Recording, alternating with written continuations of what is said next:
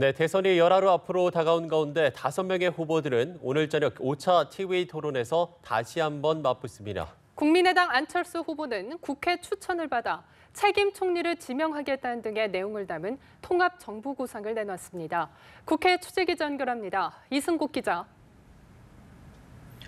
네, 5명의 대선 후보들은 오늘 저녁 8시 선관위 주관 2차 토론회에서 격돌합니다. 5번째인 오늘 토론회에서 후보들은 2시간 동안 서로의 경제 정책과 공약을 치열하게 검증할 예정인데요.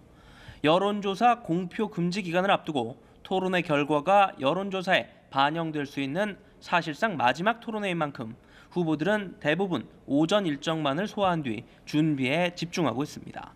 먼저 더불어민주당 문재인 후보는 오늘 공개 일정을 잡지 않았습니다.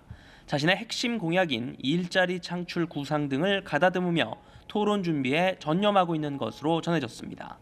국민의당 안철수 후보는 국회가 추천하는 책임 총리를 지명하고 책임 총리가 추천하는 책임 장관이 내각을 운영하는 개혁 공동정부를 꾸리겠다며 통합정부 로드맵을 밝혔습니다. 또 청와대 민정수석실을 폐지하는 등 비서실을 축소하고 내각 중심으로 국정을 운영하겠다고 설명했습니다.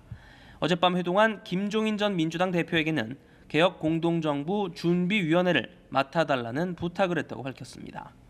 자유한국당 홍준표 후보는 한국교회연합회관을 찾은 데 이어 한국교총연합회에서 교육정책 간담회에 참석했습니다. 홍 후보는 간담회 뒤 취재진과 만나 집권할 경우 국무총리에는 충청과 영남 인사 한 분씩을 검토하고 있다고 말했습니다. 저녁에는 서울 마포에 있는 박정희 대통령 기념 도서관을 방문해 보수 결집 행보를 이어갑니다. 바른정당 유승민 후보는 서울 서초구의 한 아파트에서 경비원들과 간담회를 갖고 4대 보험 보장 등 처우 개선을 위한 대책 마련을 약속했습니다. 정의당 심상정 후보는 마크 네퍼 주한미 대사 대리를 만나 전격적인 사드 배치에 대한 해명을 요구했습니다.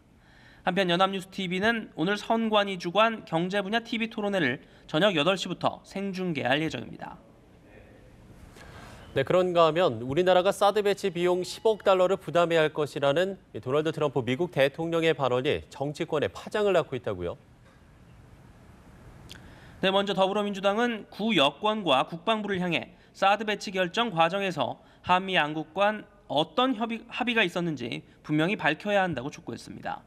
윤관석 수석 대변인은 비용 문제까지 나온 만큼 차기 정부로 사드 배치 문제를 넘겨야 할 필요성이 더욱 커졌다고 말했습니다. 자유한국당 김명현 중앙선대위 수석 대변인은 사드 체계의 전개와 운영 유지 비용은 미국이 부담한다는 게 기본 원칙이라고 강조했습니다. 다만 트럼프 대통령의 발언은 좌파 정부 탄생의 우려가 반영됐을 수 있다며 홍 후보가 당선되면 문제를 잘 해결할 것이라고 주장했습니다. 국민의당 손금주 수석 대변인도 논평을 내고 만약 한미 정부 간 이면 합의가 있었다면 국민을 속인 것이고 국회의 비준 동의 절차가 선행돼야 한다고 밝혔습니다. 바른정당 지상욱 유승민 후보 대변인 단장은 트럼프 대통령의 발언이 사실이라면 기존의 합의를 벗어난 발언이라며 국가 간 신의의 문제라고 지적했습니다. 정의당 선대위 한창민 대변인도 논평에서 중국 정부의 간접적 경제 보복보다 더 뻔뻔하고 노골적인 책임 전가라고 성토했습니다. 네, 한편 바른정당 내홍이 심상치 않은 것 같습니다. 창당 3개월여 만에 이은재 의원이 탈당을 선언했다고요. 네, 서울 강남병이 지역구인 이은재 의원이 바른정당을 탈당하고 자유한국당 입당을 선언했습니다. 이 의원은 지역 유권자들의 뜻을 받든 것이라며 좌파의 집권을 저지하기 위해선 분열된 보수가 다시 하나로 합쳐야 하기 때문이라고 설명했습니다. 이에 따라 바른정당 의원 숫자는 32명이 됐습니다.